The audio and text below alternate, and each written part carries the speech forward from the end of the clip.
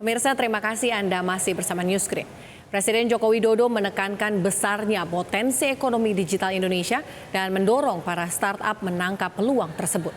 Menurut Jokowi, meski startup Indonesia tertinggi ke-6 di dunia, namun sebagian besar startup masih bergerak di bidang fintech serta retail.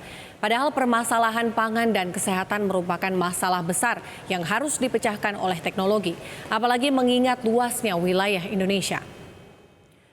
Jokowi menuturkan sebanyak 80 hingga 90% startup gagal saat merintis.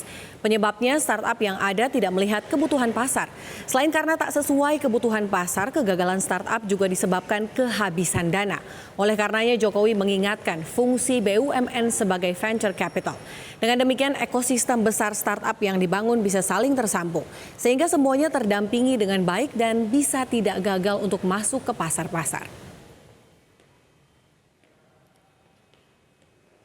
80% sampai 90% startup gagal saat merintis. Karena sekali lagi, tidak melihat kebutuhan pasar yang ada. Berangkatnya mestinya dari kebutuhan pasar yang ada itu apa.